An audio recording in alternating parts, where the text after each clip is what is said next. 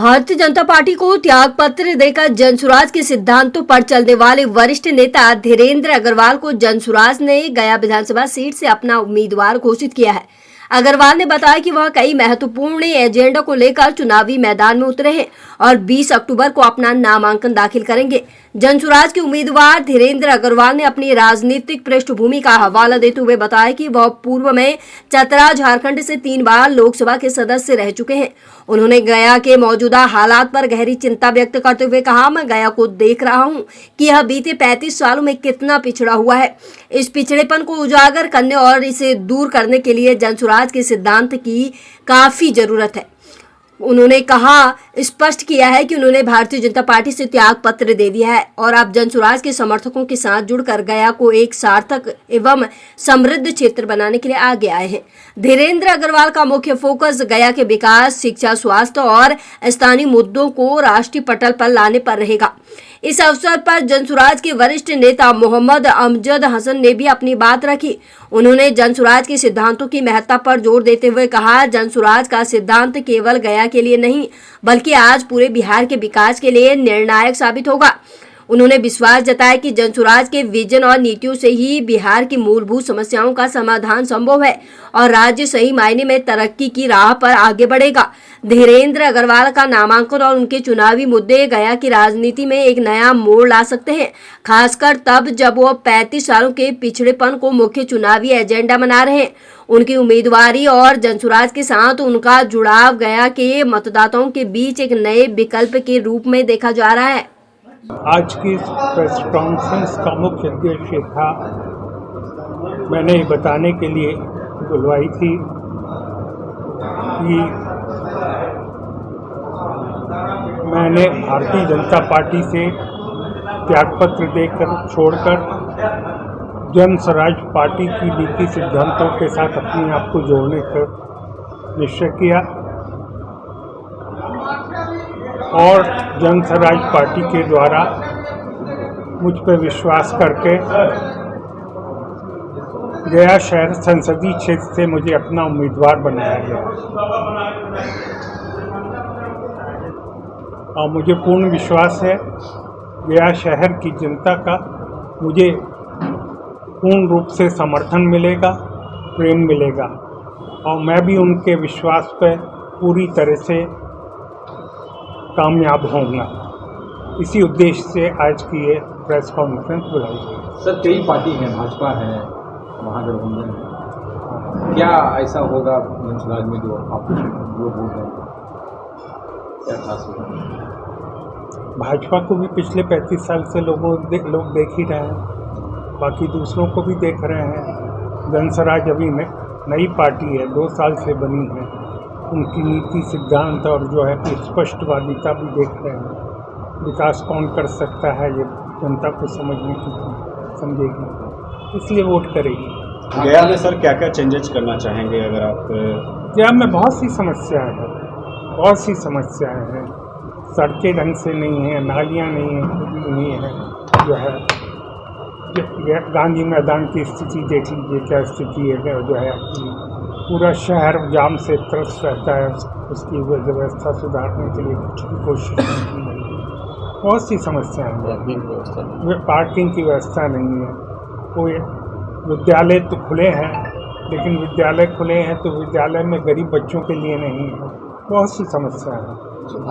Bharatiya Janata party को छोड़कर Jan Suraaj join किए हैं, क्या उसमें खामियां नजर आई, उसमें क्या खासियत नजर आई जो इस तरह? खामियां खासियत वाली जो भारतीय जनता पार्टी जो थी पहले, कैलाशपति मिश्रा जी वाली जो पार्टी थी, वो सोच की पार्टी अब भारतीय जनता पार्टी नहीं जो है। और इसमें क्या खासियत नजर आई जो जनसुराज को ज्वाइन? जनसुराज प्रशांत जी बहुत स्पष्ट बोलते हैं और जो है कि लगन है, उनकी मेहनत है। वो चाहते हैं कि बिहार का विकास हो, बिहार के आगे करे, बड़े तरक्की करे। जो यहाँ से पलायन होता है, रोजगार नहीं है, उन सब की समस्याओं का समाधान हो, उसके लिए और विकास जो प्रशांत जी लगे हुए हैं, इसीलिए मैंने अपने आप को प्रशांत जी के साथ जोड़ा। विपक्ष तो लगातार लगा हुआ है, बोल रहा है 243 में से एक सीट नहीं आने वाली है, केवल वो आरजेडी का। ये तो समय बताएगा। ये तो समय बताएगा। गया के लिए क्या कुछ खास होगी? बताया तो मैंने आपको, गया के जो क्या समस्या तो बता चुका मैं। गया की जो समस्या है उनका समाधान करना मेरा वो है। इस शहर ने मुझे बहुत कुछ दिया, अब मुझे लगता है कि जो उसने दिया है मुझे भी उसको, इस शहर को कुछ लौटाना चाहिए।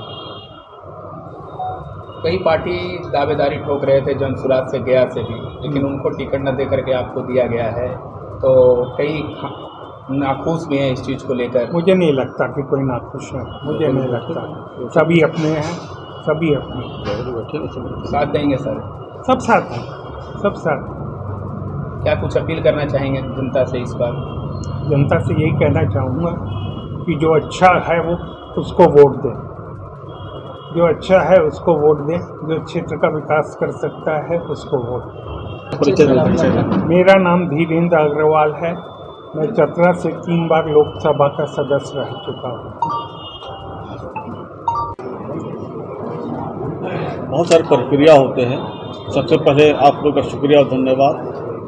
और दीपावली के अवसर पर, धनतेरस के अवसर पर सभी को बधाई, शुभकामनाएं। पूरे गया वासियों को शुभकामनाएं और बधाई। और शहर के जो भी हमारे वोटर हैं उनको भी शुभकामनाएं और बधाई। और आपके माध्यम से मैं चाहूँगा कि मैक्सिमम लोग 20 तारीख को सोमवार को इनके नॉमिनेशन में शरीक हों। और ऐसा है कि अब तक 35 साल से हम लोगों ने देखा है, एक ही लोग को वोट देते हैं, कुछ लोग उसको जिताने के लिए देते हैं, कुछ लोग उसको हराने के लिए देते हैं। लेकिन इस बार पहली बार ना किसी को जिताने के लिए ना किसी को हराने के लिए, इस बार पहली बार जो वोट पड़ेगा वो बिहार के बदलाव के लिए वोट पड़ेगा, बिहार के विकास के लिए वोट पड़ेगा, बिहार की बदहाली को दूर करने के लिए वोट पड़ेगा, बिहार के गरीबी को दूर करने के लिए वोट पड़ेगा, नौजवानों को अच्छी शिक्षा के लिए, रोजगार के लिए, स्वास्थ्य के लिए वोट पड़ेगा, और महिलाओं को रोजगार के लिए उनको इस बार वोट पड़ने जा रहा है। किसानों को जो आय अब तक दुगनी होने की वादा लोगों ने किया था, अब तक दुगना नहीं किया गया है। ये सारे मुद्दाओं पर हमारे जिस दिन हम लोग पहुँचेंगे और हमारे सारे विधायक पहुँचेंगे जीत करके, व्यवस्था परिवर्तन होगा। हम लोग ने जो 5 वादा किया है वो पूरा करेंगे। सबसे पहला जो वादा है हमारा, वो जो हम लोग वृद्धा पेंशन अब तक गरीबों को जो दे रहे थे लोग 400 रुपया, हमारे डर से उसको 1100 रुपये किया गया। लेकिन सबसे पहले हम लोग उसको 2000 करने का काम करेंगे। सरकार जैसे ही बनेगी, एक अलग विभाग खोल करके हम लोग पलायन को रोकने के लिए काम करने जा रहे हैं। और जो अभी दीपावली और छठ के अवसर पर जो लोग आए हैं उनको दोबारा जाने की जरूरत नहीं पड़ेगी, उनको यहीं पर व्यवस्था हम लोग करेंगे। और यहीं पर 10 से 15 हज़ार रुपये उनको रोजगार मिल जाने का व्यवस्था हम लोग करने जा रहे हैं। तीसरा, हमारे जो वर्ल्ड क्लास के स्कूल में पढ़ने का अवसर नहीं प्राप्त हुआ है, बहुत कम ही स्कूल में अमीर के बच्चे जाते हैं, लेकिन गरीब माँ बाप को भी एक कोशिश होती है, ख्वाहिश होती है, ख्वाब होता है, सपना होता है कि उनके बच्चे भी वैसे स्कूल में जाएं। तो वैसे स्कूल की स्थापना भी हम लोग करने जा रहे हैं। और इसमें गया जिला में एक ही प्रखंड है, इस एक प्रखंड में हम लोग 5 वैसे स्कूल को की स्थापना करने जा रहे हैं जो वर्ल्ड क्लास का स्कूल होगा, उसमें गरीब बच्चे पढ़ेंगे। मोहल्ला में भी हम लोग स्वास्थ्य के लिए मोहल्ला चिकित्सा का भी व्यवस्था करने जा रहे हैं। और नौजवानों को पलायन के रोकने के लिए अवसर हम लोग देने जा रहे हैं। और एक चीज़ और आपको कह दूं कि यहाँ पर जो पलायन सिर्फ रोजगार के लिए नहीं है, यहाँ पर पलायन शिक्षा के लिए भी है। यहाँ अच्छी शिक्षा की व्यवस्था नहीं है, लोग बेंगलोर जा रहे हैं, लोग अलीगढ़ जा रहे हैं, पूना जा रहे हैं, कोटा जा रहे हैं, दिल्ली जा रहे हैं, वो पलायन हो रहा है। यहाँ जो CDR है, कैश डिपॉजिट रेशियो है, वो मात्र 40% है।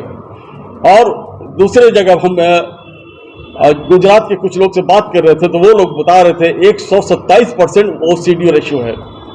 और पूरे हिंदुस्तान का अगर हम लेके चलते तो 70%। अगर हम लोग 70% में CD रेशियो में आ जाएंगे तो बहुत लोगों को लोन मिलेगा, घर बनेगा, ज़मीन खरीदाएगा और उससे लोगों को रोजगार मिलेगा। और हम रोजगार बहुत कल कारखाना खोल करके रोजगार नहीं दे सकते हैं। हम लोग सर्विस सेक्टर ही में रोजगार 65% देने का व्यवस्था करने जा रहे हैं। सर, आपने बोला अभी स्कूल जो है वर्ल्ड क्लास लेवल का रहेगा, तो हाँ। क्या सरकारी स्कूल है, क्या उसको बनाया नहीं जा सकता है? हम लोग के प्रयास होगी, लेकिन उसमें वो सुविधा देंगे जो सारे यानी वर्ल्ड क्लास स्कूल में होता है, वही स्कूल का सुविधा हम लोग देने जा रहे हैं जो भी सरकारी स्कूल होगा। सर जन स्वराज में जो भी प्रत्याशी आ रहे हो कहीं ना कहीं कैंडिडेट किसी पार्टी को छोड़ करके भी आ रहे हैं, उनको टिकट दिया जा रहा है, क्या उद्देश्य है आखिर?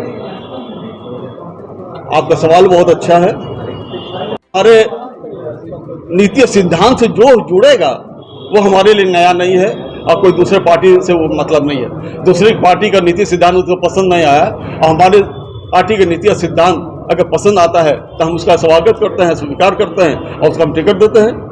और ऐसा नहीं कि दूसरे को दबा करके, हमारे बगल में बैठे हुए हैं, इनके समर्थन में ये भी प्रत्याशी होने वाले संभावित प्रत्याशी थे गजेंद्र जी, यहाँ इसी क्षेत्र के वार्ड काउंसलर हैं।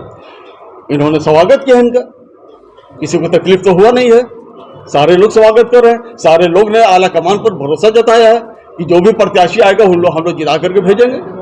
आने वाला समय में जन स्वराज गठबंधन करेगा किसी के साथ? किसी के साथ नहीं करेंगे, न पहले क्या है न बाद में करेंगे।